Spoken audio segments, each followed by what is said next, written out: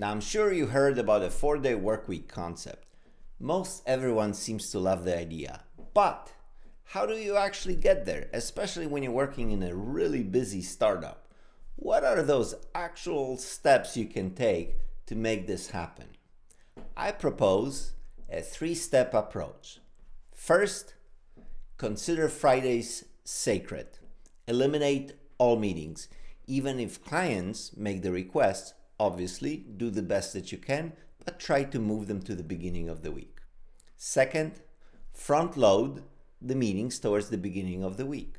So consider Monday and Tuesday dedicated to meetings, while the rest of the week would be solely focused on the actual work. As an alternative, you could schedule meetings early in the day, but please leave the bulk of the day so that for everyone to actually focus on the work.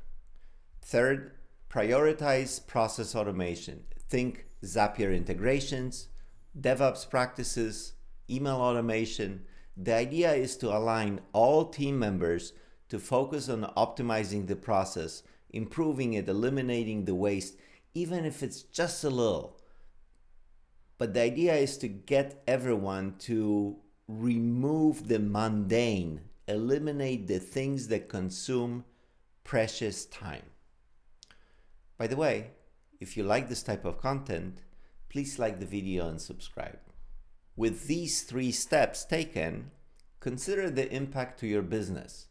What would it mean to actually run with a 4-day work week?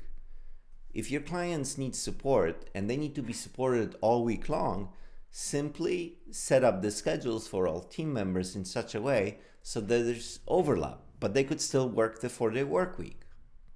Finally, pick an upcoming quarter, pull the trigger, and implement the 4-day work week. And then simply observe and measure progress. Think about, how is your team performing? Are they getting more done? What do they think? What the feedback is like?